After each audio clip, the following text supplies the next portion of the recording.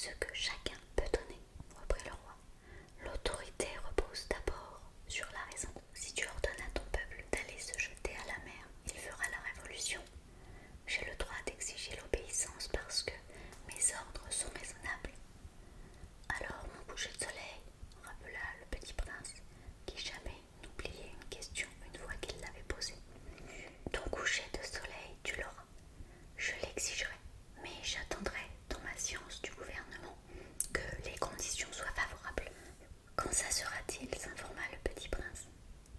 Lui répondit le roi, qui consulta d'abord un gros calendrier. Ce sera ce sera ce soir, vers 7h40, et tu verras comme je suis bien obéi. Le petit prince vailla. Il regrettait son coucher de soleil manqué, et puis il s'ennuya déjà un peu. Je n'ai plus rien à faire ici, dit-il au roi, je vais repartir. Ne pars pas, répondit le roi, qui était si fier d'avoir un sujet. Ne pars pas, je te fais ministre. Ministre de quoi? De la justice. Mais il n'y a personne à juger. On ne sait jamais, lui dit le roi. Je n'ai pas fait encore le tour de mon royaume.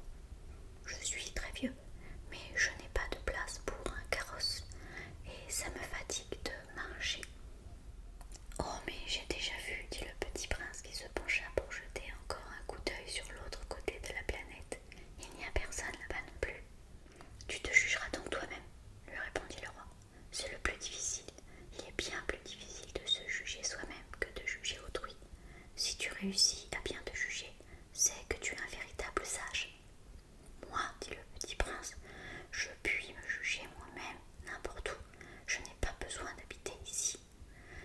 Dit le roi, je crois bien que sur ma planète, il y a quelque part un vieux rat.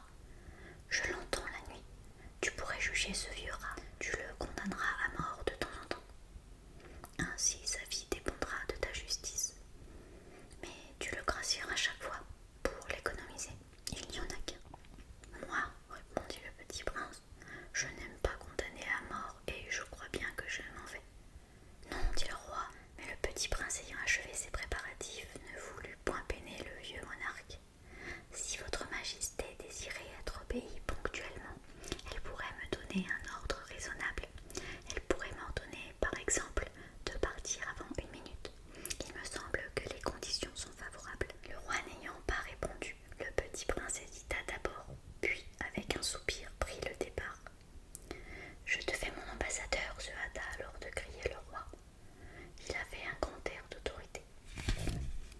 Les grandes personnes sont bien étranges, se dit le petit prince en lui-même durant son voyage. La seconde planète était habitée par un vaniteux. Voilà la visite d'un admirateur, s'écria de loin le vaniteux dès qu'il aperçut le petit prince. Car pour les vaniteux, les autres hommes sont des admirateurs. Bonjour, dit le petit prince, vous avez un drôle de chapeau. C'est pour saluer, lui répondit le vaniteux. C'est pour saluer quand on m'acclame. Malheureusement, il ne passe jamais personne par ici. Ah oui, dit le petit prince qui ne comprit pas. Frappe tes mains l'une contre l'autre, conseilla donc le vaniteux. Le petit prince frappa ses mains l'une contre l'autre. Le vaniteux salua modestement en soulevant son chapeau. Ça, c'est plus amusant que la visite au roi, se dit en lui-même le petit prince, et il recommença de frapper ses mains l'une contre l'autre. Le vaniteux recommença de saluer en soulevant son chapeau. Après 5 minutes d'exercice, le petit prince se fatigua de la monotonie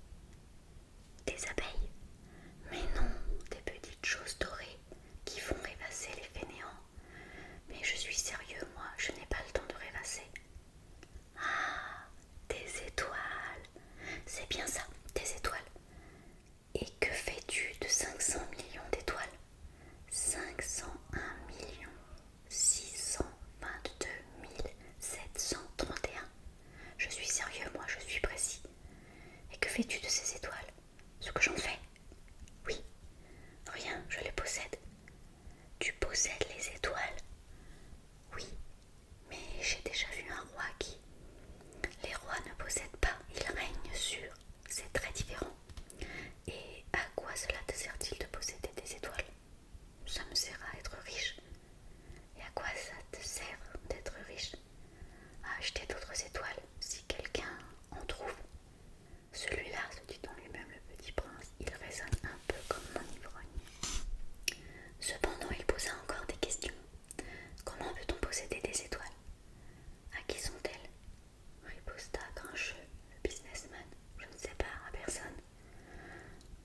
Alors elles sont à moi, car j'y ai pensé le premier. Ça suffit.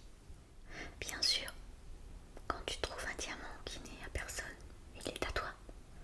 Quand tu trouves une île qui n'est à personne, elle est à toi. Quand tu trouves une idée le premier, tu l'as fait breveter et elle est à toi.